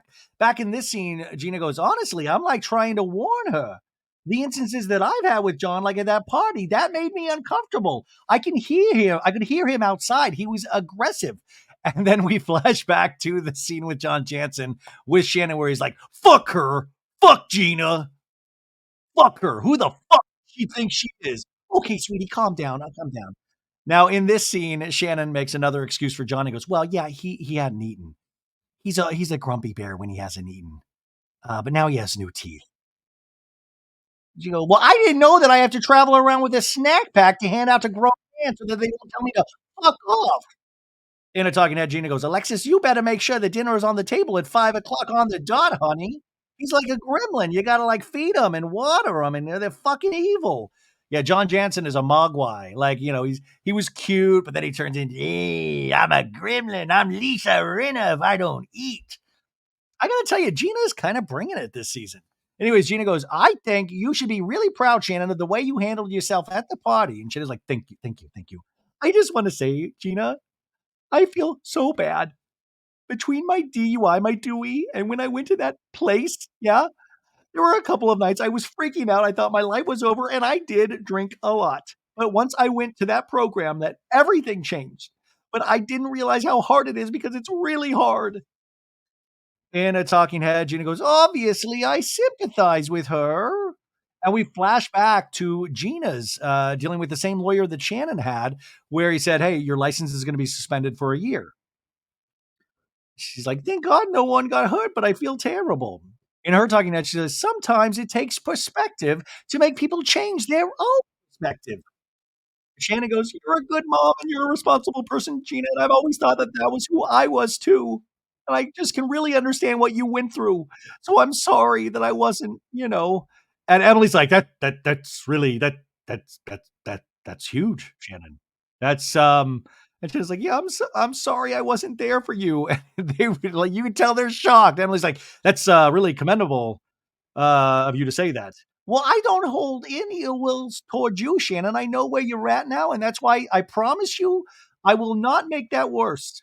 And you're doing it by yourself. And yeah, it's not perfect, it's not flawless, but you're recognizing that, Shannon, and you will find personal growth for it. And I promise you, Shannon, because you're trying. Have you ever thought of getting into real estate? No. Listen, I love this. I love this. And I love that Shannon is allowing herself to be soft. And I hope this is coming from a very real place. And I like that she has people backing her up. That's what Shannon needs right now. Shannon can't be an island. But Shannon's like, that really means a lot to me. And then the talking head, Gina goes, I see Shannon being honest for the first time ever. And then Gina goes, I want to give you a hug right now, Shannon Bedore. In a talking head, she goes, she was an open book of bullshit. Now she's willing to look at the things that she doesn't want to look at. And it's really easy to have to do that. But it's also really respectable. And Gina gives her, like, I'm coming in bring it in, Shannon. Let's do a real hug. And then Emily goes, I want a hug too. And, Emily's like, it's my only threesome. But it's actually, this is what it's about, man. I like when people agree. I like when ladies, or like when anybody supports each other. I think that's great. And she needs that. So hats off. I want this friendship to really, truly blossom. My God. And now we are on the open road. That's right. We got two Harley riders. Yeah, Tamara and Eddie on the open road. Vroom, vroom, vroom. And of course, they're wearing matching leather motorcycle outfits. And they walk into this kind of dive place that looks awesome. And I love the fact that, hey, babe, you want to put on matching leathers and just ride? Just ride. Yeah. So, and he's like, "Oh, what do you recommend here? What do great day to ride. What do you recommend here?" And he's like, "Oh, I'd say the Reuben. Oh, that sounds good. What's the soup du jour? The soup of the day. Ooh, that sounds good as well." Um, so they get their food, they get there to talk. Eddie is now taking off his leathers, and underneath his leathers, he's wearing another like a sweatshirt that says Harley Davidson. I think this man really wants you to know Harley Davidson. I am Eddie, dude. By the way, I will say in this scene, Eddie makes actually a lot of sense. Eddie is a weird voice of reason here. So Shannon says, "It's Ava's birthday today." Now, Ava is that's Tamara's granddaughter. Tamara's a grandma. And we see a picture of Ryan. Ryan, that's another Ryan of Shannon's son, Ryan, who made his whole personality Yellowstone and wears cowboy hats now. And they're at Big Bear at Tamara and Eddie's place. And Tamara lets us know that Ryan has a new girlfriend. I guess he's all head over heels in love. Now, I'm not going to say anything, but, hope Ryan can make this one work out. Um, Anyways, Tamara says since Cut Fitness has closed, Eddie's long term plan is to move to Big Bear full time. So is Eddie like kind of retired? I think they have the CBD business, but I don't know. Anyways, Ava's up there. She's been stomping through the snow. Tamara's showing Eddie because I don't know that I want to be a mountain woman. And Eddie sees the snow and he goes, "Man, I wish I was up there right now. Probably wouldn't be good Harley riding weather, but man, that's got my heart." He's like, "That place has got my heart. I'd love to be stomping around in the snow right now." Anyways, they FaceTime her and they're like, "What are you doing for your birthday, big girl?" Tamara says, "I want to go back and forth though. It's so nice to be in Orange County and have like a fast-paced lifestyle." Um, which is, like Tamara does have the best of both worlds, right? If you could do both. So she wants to go there during the week, be chill and calm. She says she needs both. And she says, "Eddie, I had a great time at Heather's party. It was great seeing everybody." And Eddie's like, "And Shannon." But by the way, Eddie's in this conversation, but Eddie, you can just tell in his heart and his mind and his heart and his soul, he's just on that open road right now. Rum, rum, rum. Anyways, when Eddie says Shannon, Tamara makes a weird face like, ugh. She goes, "I have too much anger in me, Eddie." Well, he goes, "Why are you so angry?" "Well, I think where my anger lies, Eddie, nothing to do with the Trace Amigas stuff. It really isn't. Also, Trace Amigas, I mean, it's a fun concept. It's a fun brand, but it wasn't like fucking like the Grateful Dead. They're not like touring everywhere." And I will say, Shannon and Vicky now have their show that Doug Buden hosts. And I think this is the right time to see, like, I mean, right now, I would actually want to go see them because that would be a fun time. But the Trace Amiga stuff, and also the Trace Amiga stuff, and that's why it's so ridiculous for Tamara to come down on Shannon's drinking, because it was like that show really was built around them being like whooping it up and drinking and doing shots. So it's weird. Tamara goes, "It's just that I really thought she was going to get help, and it's frustrating to me because she's lying to everybody. Oh, I'm trying to like totally turn back the hands of time and convince the audience of something that's not true." So she's crying, trying to show that she's a caring person. She's like, Tamara's like, she says, "I'm sober. Oh, I haven't had a drink. Oh, I'm just going to have two drinks. Oh, I don't have a drinking problem." And Eddie says, "It doesn't sound like this is rock bottom to her. Don't take it personal. It's not your problem. It's her problem." Eddie, I mean, words of wisdom, truly. But Tamara, I think we could also change problem and like, this isn't your storyline. Do not make it your storyline. It's her storyline. Tamara says, "I do care about her in a talking head. I will be there in a heartbeat if she reaches out to me. I'm going to choose me, Eddie, and my happiness." You've only chose you and your happiness. What are you talking about? This isn't a new leaf for Tamara. This is what she does. She also says, "I cannot deal with the day to day with her anymore. It's too stressful on me." And by the way, I'm not saying that there's not any truth there. It probably is stressful to deal with the ups and downs of Shannon, especially during this period of time. But to wash your hands completely, to use a friendship for what it's good for, and then when it doesn't serve you anymore, to completely wash your hands of it, that I think is dangerous in its own way. So Tamara goes, "Jen's not surprisingly going through a lot of shit as well." And that's another person I didn't support last season. She goes, "Oh, yeah, Eddie, I told you a little bit about her getting evicted." He goes, "Yeah." And we flash back to their workout scene saying that she had only been there for 4 months and that Jen has guilt for putting the kids in the position. And she's like, "Honestly, sometimes I feel like I should have just keep my head down." And Tamara hugs her, goes, "Honestly, you're going to get through it. But it's going to be hard around episode 5 when I start coming for you intensely." In a talking head, Tamara goes, "I definitely empathize with Jen. I've been in her situation, getting divorced. Your husband was the breadwinner. The only thing is, I got off my ass like Kim Kardashian and made shit happen immediately. It's been 4 years." And then Tamara says one of the lines I hate the most: "You have to put your big girl panties on." What is with these big girl panties? I've heard it so much this week, especially. You've got to put your big girl panties on. You got to put the big girl panties on. Tamara goes, you're in the same position you're in with your ex-husband now. And Eddie goes, but isn't that more common than not? Yeah, Eddie, but she's got a pattern of doing this. You're living with Ryan. You don't have any income. So if this doesn't work out with you and Ryan, where do you go? And she goes, I would have to go back to Oklahoma. And then Eddie goes, Jen's a hard worker. And he says it really seriously. I know that Jen, she's a hard worker. I'd like to get her out on a Harley one day. Jen's a hard worker. I like, and Eddie sounds it like with such conviction. And also it kind of shuts Tamara's shit down. Like it's a really interesting, their relationship. Eddie goes, when she sets her mind to do something, she'll do it. And Tamara's like, yeah.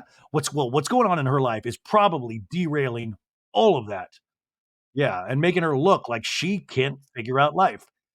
And Tamara goes, "Do you think that Ryan's pulling her down?" And Eddie goes, "Always. If you surround yourself with a bunch of liars, you're gonna be a liar. That's just the way it works. Hey, I've lived life. That's just the way it is. The Tao of Eddie. You know what I'm saying?" But she's right. He's right. Oh my god. Now I kind of just want to follow them around on motorcycles. Rolling down the highway, keep your motor running. It's Eddie on a motorcycle talking about how to live life. Eat my dust, Tamra. Vroom, vroom, vroom. I'm Eddie on a motorcycle, living the dream like Easy Rider. Don't surround yourself with liars. Yeah, Eddie for president. Go over to Ryan's house where Jen and the kids have moved in, and Jen is on the phone with Dominic, her little boy, who's on like a motorbike. She's like, "You need to come home right now." Now Ryan is like scrubbing something. I don't know if he's just looking for business to do because the dish he's scrubbing looks like it's already clean. And we find out in the scene that he's never used his dishwasher at all. He's lived in the house for 6 years and he's never that is the biggest red flag of all of the red flags about Ryan. It's not the dick pic. It's not any of the other stuff. It's literally that this man, how does that happen that you don't casually even use a dishwasher? What does that? I don't even know what that says, but it says something. So, Jen is like, why are you laughing, Ryan? And Ryan's like, well, because we parent different and that's okay. So Jen lets us know, in a talking head that it's an adjustment trying to get everybody to feel settled in one home together. And we flash back to a scene where Jen's talking to her mom and dad saying, hey, you feel like home. It would be great if you guys come in, make the kids feel more at home. And then Dawson, Jen's son, comes in and is like, what's up? What's up? What's up, mom? And Ryan's like, your mom told me about the liquor cabinet. And he's like, I just took a peek. And Ryan's like, mom told me to take a screenshot so we will know where everything is. Remember that when you used to sneak your parents booze a little bit? You'd have a sip and you felt like you were a rebel, and then you'd fill it with water a little bit so your parents didn't know, but your parents probably always knew. I mean, totally. Anyways, Jen says, I think being here, we're all minding our P's and Q's, settling into someone else's house. Now, Dominic comes in with like a motorcycle helmet on. He's 10 years old. Why is this kid out there on a motorbike? And they're like, Jen's like, "You wanna say something?" And Ryan's like, "Yeah, you do. Say you're sorry, mom. I'm sorry, mom. Okay, let's wash your hands." Mimi and Pops are on their way now. Jen's mom and dad comes in, and by the way, this house also, like I said, it looks like Kanye and Kim's house. It's just like blank white walls. It looks like it's been staged by Gina to sell. Oh, I love how this place is staged. Yeah. So the parents come in, we find out the grandma's making pumpkin pie, and Mimi's like, I was gonna put something in the dishwasher. I come in, Ryan, how long you lived here? 6 years? Oh my god. Jen says, my parents and Ryan are like a lifeline for me. I just about died when I opened up this dishwasher. And Jen said, Mom, he doesn't use them. And Jen goes, it's my turn to figure out how to get through my divorce, stay an amazing mom, and hustle my ass off and make money to pay Gina back. She says, I always have my family. I'm just not trying to lean on them every time something difficult comes up in my life. So Jen asks her mom, how do you feel like the kids are? And Mimi's like, well, I mean, I think Ryan has really bonded with your kids. And the dad's like, well, it's just a huge commitment. We appreciate it, Ryan. We appreciate you, dude. We couldn't be happier. We really couldn't. And Jen says, Ryan, you and I keep saying, like you guys keep saying, at 46, you shouldn't be having to take care of me the way that you keep having to take care of me. I'm so sorry, Dad. And she starts tearing up, crying. And the dad's like, you talking about me? No, come here, honey. Give me, come on, bear hug it. Come on. And she's like, I just love you guys so much. You and mom have done, I mean, honest to God, you've saved me, Dad. Ryan over there with millions in his bank account. Like, where was that saving? I mean, truly, and also just to remind you, remember Jen's ex-husband used to work for Jen's dad, and they were really close to him, and now he no longer works with Jen's dad. But it's really nice. They do seem like they have a really strong family. You can tell this mom and dad love Jen very much, and vice versa. And Jen says, "I don't know what I would do, Dad." He goes, "You do. You do what you do. You do what you did. You know." And Mimi says, "You found Ryan, and then you had us. It's not about finding Ryan, Mom. I was, like, on my ass. I know you were, and I had to go to you guys, and if you would not have done what you did for me, Dad, I don't know what me and the kids would have done, Dad, and I just love you so much." And he's like, "Oh, hogwash. Oh, come on." The mom's like, "We wouldn't do it any other way. That's what family is. We love you, honey. We love you. You're our kid. I would dig a ditch for you if I had to." Which literally, she just admitted that if Jen kills somebody, she is going to help bury the body. So we'll see this scene in court one day. Hopefully not. Anyways, the dad's like, "Well, we're not. Hey, we might dig a ditch. We're not picking up that dog shit." No, and we flash back to all the dog shit in Ryan's backyard. I don't know if Tamara was there or if it's an actual dog, but it's like it's massive piles of dog. Like I'm freeze framing on it right now. Like four massive piles of dog shit in a small grassed area. Come on, man. You don't use the dishwasher, but like we could actually pick up the dog shit back there. But that was a cute scene, and it really there are so many times in life where we completely fall apart and we have to build ourselves back up, and you do depend on the kindness of your friends, your family, and also try to learn something from every situation. But that's where Jen is right now. She's like building herself back up. We cut to another scene. Now we see Shannon walking in slow mo, and the music behind it's like, I've been working all week for this. I've been working for this. I've been working all week for this. I've been working for this.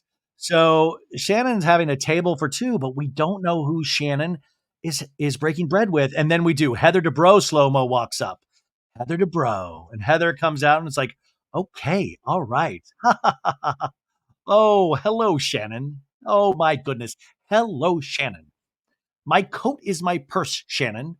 I might need the coat because it is chilly. All the fire pits are like, by the way, there seems to be all heat lamps everywhere. And Heather's like, can we move that closer? It looks like she's directly in the fire as is. We hear all these police cars like just stream on by. I don't know what that's all about. Uh, So Heather tells Shannon, I was really glad you came to the party. That was a lot to walk into, and that couldn't have been easy. It could not have been easy. And Shannon's like, well, thank you. Thank you. And Heather goes, and I just wanted to see how you were. I thought some of the talk was inappropriate. And we we cut back to another cut scene of Alexis going, we're not supposed to talk about our sex life, but it's been two today. Oh God, she's had sex two times with John Jansen before noon. Keep a little close to the chest, Jugs. Come on. Uh, Shannon goes, I just hope at some point, Heather, that people that I've been close to for years will say, we understand this is too much for you. Heather goes, so, I mean, are we just not supposed to invite her to anything? Shannon goes, no, but that's what I would do. But that would be me. In a talking head, she says, it hurts my feelings that Heather is still somehow defending Alexis. Heather, in a talking head, goes, I mean, I have spoken to Alexis a lot more in the last year once I found out she might come back on the show. But she says, I've spoken to her more than I've spoken to Shannon. She goes, can I ask you a question, Shannon? Did you say to Tamara before the reunion, we need to take Heather down? Could you just answer it for me? And Shannon goes, no, no, I was angry with you. Why were you angry with me, Shannon? Oh, because you say I was talking about your relationship. Well, don't you know I wasn't now? Even stuff that I thought was in our vault, I never repeated. What is this vault? I need access to this vault. She's like, nothing was that salacious, but just private things that you told me. I always kept your confidence, always. Tamara told me, Alexa, Tamara told me, Heather, that you were the one. And it's like, I'm at this point. points to the top of her head. I'm really at this point with our friendship, but I'm sorry. But Shannon, I've always been straight with you. I'm apologizing, Heather. I don't need an apology. You know what I want to hear from you? All I want to hear from you is that you trust who I am and what I say to you and acknowledge that I am the richest person on this show. No, she goes, acknowledge all that, and then we can have a friendship. We can. And Shannon goes, I'm hopeful for that. I want that. I do want that. In a talking head, she goes, I like Shannon. We have fun together. I like spending time with her. Shannon in a talking head goes, I think deep down Heather Dubrow is a good friend, but I need to make my own assessment and I need to trust and let's see where that goes. Heather goes, I always want to be honest with you and just let's just take it a day at a time. Isn't that great? Like Housewives, we always see so many scenes with let's take it a day at a time. Let's just see how it goes. This show should be called Real Housewives of Let's See How It Goes. And Shannon's like, absolutely. Let's see how it goes. Absolutely. We'll figure it out, Shannon. Okay. Okay. All right. All right. And they both smile. And then Shannon goes, are you ready for some football? So we're back on the flag football talk, and then Heather goes, "I'm a Taylor Swift fan. Of course, I know football now. Hey, oh, Travis Kelsey. All right." And Shannon laughs. Oh, that's perfect. I got that. I got that little joke. Oh, that's very funny. Very, very funny. Taylor Swift. I love it. Okay, so we get jangly music. Bow, bow, bow, bow, bow, bow, bow, bow, bow, bow. And now we're at this place called The Deck in Laguna Beach. And we see Gina sitting down by the beach. We see Emily sitting down. They both match. Oh, when girls match, it's crazy. Girls match. We see Katie. By the way, every entrance on these shows are now in extreme slow motion. And I don't necessarily know why. Are you just trying to fill time? But anyways, they're still laughing about how they match. Gina orders her drink. Do you have sugar-free Red Bull? Ooh, she loves the sugar-free Red Bull.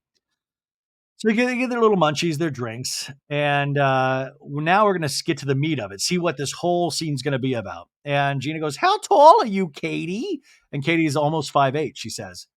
And then Gina goes, "Oh, so that means 5'7". Oh, they're talking about shrinking as they get older. Emily's like, I'm 48, and you fuckers are talking about how you're old? You are disrespecting your elder right now. Emily, in a talking head, says, I have met Katie through Gina before she was introduced to this group of ladies, and she's very sweet. She's very genuine. She's very calm, which is great. We need a smart, calm person on this show. Emily goes, yeah, I need that sometimes. So Katie says, listen, I met up with Shannon and Jen, and Jen was telling me about her moving. And Gina goes, "Huh, moving? Oh, in with Ryan? Oh, I didn't even know where she was living." And he goes, "It's funny. She said Emily mentioned it to me. And how did Emily know?" And Emily goes, "No, I figured that shit out. It does not take a genius." And then Gina's like, "She announced it on Instagram and it put me in a really bad circumstance. Can I fill you in on the OC real estate game?" He goes, "Yeah, I was representing her, Katie, as a realtor. I dropped everything to get her in that home. And if her concern right now is the fact that I'm telling people like Emily, that's ridiculous. Her concern should be how she's going to pay her fucking rent." And Katie said, "Oh my God, you know what I said? I like her car," because they also go, and she needs to pay her car payment. Emily goes, "You should take a photo because that car is about to be gone." Damn. She goes, "You know what I'm saying? Like now I'm talking to my friend because Emily was concerned about me and all of this. That really bugs me, Katie. Jen needs to be focusing on how she's going to take care of her children and herself. She needs to focus on teaching Ryan how to use that dishwasher.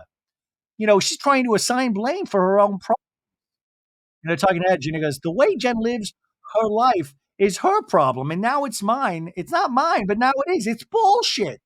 If Jen my career, I will fuck her up." So that's what she says to Katie. I'm not going back to the casino. No. She comes from my career. I'm working my way up in this industry. She was like, I'm going to fuck her up. And now we're at our last scene. And this is it. We have Gina and Jen Pedranti, and they are at like a coffee shop. Gina's ordering a latte and a sweet treat. Do you have sugar-free Red Bull coffee here? Anyways, Jen isn't there yet, so it's just Gina with her sweet treat and a coffee. And Jen walks in like fully glammed out, looks great, does a little dance to like get the soil off her shoes. And Jen's like, "Oh my God, it's freezing out there. How are you? How are you?" You already ordered? And yeah, go order yourself something. Yeah. Honestly, it's hard for me to even look at Jen because I can tell that Jen has paid for professional glam. I can tell she's got on very nice new clothes. It's honestly, it's a slap in my fucking face. I've worn rags for the first 5 seasons of Housewives. Ah! And Gina's like, at least look like you're on hard times, bitch. Come in like a fucking trash bag. Come on. Anyways, Jen sits down and goes, "You look cute. Thank you. You got a little pastry too, I see, Gina." Gina's like, "Yeah, but my jeans are so tight, I can't even eat it." And Gina's like, I tried to eat it, but my pants, they rejected it. So there's silence. And Gina goes, what's going on with you, with everything? And Gina's like, well, there's a lot going on. But I mean, I wanted to get together with you because it's like, wait, what the fuck did I do to Gina? And Gina's like, well, I'm not particularly happy about this situation, Jen, that we're in here. And Jen goes, do you honestly think, Gina, I moved into that house and thought to myself, I'll just motherfuck Gina? And I just think I'll give it on a whim and see if I can make credit. No, I don't think you think about those things at all. I don't. Well, I mean, Gina makes a good point here is that, yeah, I don't think you think about these things at all. You're not thinking. You're in la la land and you can't be. But Jen livens up and goes, that is a bullshit statement. When you sign a contract, Jen, you have to follow that contract. You did not pay your rent. I am learning about real estate, and there is a thing called rent. You pay it monthly. No, she's like, I'm new. This is a brand new career, Jen. Yeah. And then Jen goes, yeah, well, you probably shouldn't have gone running your mouth about my personal business. I didn't run my mouth about your personal business. Then how does Emily know about it? Do you know how I knew you were addicted to Instagram? I went out of my way to help you, and you burnt me. I didn't burn you. And the fact that you sit here, Jen, and you really have this attitude, well, you're being shitty. It's pathetic. And Jen's like, you're being shitty. You need to grow up. You need to pay your bills. You need to figure out how to take care of yourself and your children. And Jen's like, that's shitty. It's not your ex-husband's responsibility. And Jen's like, you're fucking shitty. You're fucking shitty, shitty, shitty, sir. It's not your boyfriend's. Oh, you are being so shitty, Jeannie. I am so upset by this. You called and I helped you. Do you want to know something else? Because I don't think you get. The lady brings over Jen's coffee at the like, oh, I'll just leave this right here. Okay, okay. And Jen's like, are you implying that I don't know anything, Gina? Do you know about this? No, Gina, I do know. I do know that me and my 5 fucking kids were on the line, and in 48 hours we had to leave. You don't even want me to talk because you don't want to hear the truth. No, you don't want to hear the truth, Jen says. I can't handle the truth. You don't want to hear the truth. I get it. It's real. And you really need to wake up, Jen Pedranti. Wake up, Jen. You're not paying your rent. You're getting your hair and makeup done. Why aren't you paying your rent? By the way, there are people in the background that are trying not to look, but they're looking. You're getting your threads done. Why aren't you paying your rent? You're at the gym every day. Are you fucking kidding me? And then in a talking head, Jen's like, Gina, just because my life is falling apart doesn't mean my hair has to fall apart like yours did. Boom! And then they do 3 photos of various states of Gina's hair through the seasons. Come on. That's a shitty comment. And Gina's like, why aren't you teaching yoga classes, like outdoor yoga classes? I teach my ass off, Gina. Outdoor yoga classes. You don't even fucking know what I'm doing, Gina. I try to bust my ass. Well, I know you're not paying your rent, Jen, and that put me in a bad situation. I hear you. I had a deal set up and I needed to reach out to this agent in order to access the buyers that she has. It's fucking real for me, too. I can't believe. And Jen's like, I can't believe as a woman, you won't even let me talk, Jen Pedranti. She won't even talk. And then she gives like a Jersey hand. I'm out. You're a joke. She's a joke. And Jen's like, I'm a fucking joke. You're a fucking joke. If you want to do this weird shit, I'm not doing it, Jen. I'm not doing weird shit, Jenna. Thank you. Goodbye. And then in a talking head, Gina's like, Jen's a ding dong. I'm going to a place with a sugar-free Red Bull. And just like walks out the door. And then she's outside and she's like, you're pathetic. Take care of your fucking kids and drown, but don't fucking run me over with your bullshit. I've lost respect for Jen. Her inability to even see how this has affected me has told me everything that I need to know about her, which is mostly that she's stupid. Mic drop. I'm Gina Real Estate. Yeah. And she gets in the car and Jen is just like staring out the window, like, in a fetal position. So next time on the Real Housewives of Orange County, we have a football game, flag football, baby. And then we have Alexis coming over to Tamara. They're walking dogs together, and Tamara's dog kind of looks like Archie, and Tamara's like, "Did you steal Archie from Shannon? Now did you steal Archie from Shannon?" Emily talking to Gina, no, Emily talking to Shannon saying it's very single white female, which I think is in regards to Alexis. And then we have Gina talking to Travis going, the children need more space. And Travis is like, stop saying this is about the children. You made this decision. And then Katie Sutton is on. Oh, Sutton Strack and the OC. And Katie's relaying the story at Sutton's Christmas party about Heather, like, kind of giving her a once over and turning around. And Sutton's like, well, I wouldn't go up about Heather. You're going to get 8, my girl. You're going to get 8. And then we have another conversation in the preview with Gina and Jen again. And Gina's going, you have bills to pay. And Jen's like, I'm more aware of that than you are. No, you're squatting. You're squatting. Oh, Gina threw out the squatting. Wow. Anyways, folks, that brings us to the end of another supersized episode. I hope you liked it. I hope you had some laughs, silly fun, and I hope you have the best weekend ever. You're in it right now, so have something good to drink, have something great to eat. Tell people that you love them. Call your parents. I don't know. Yeah, do anything. Read a book, watch a movie, hang with your kids, whatever. And then come back here bright and early on Monday for an all new So Bad It's Good pop culture roundup. Bye, guys. Love ya.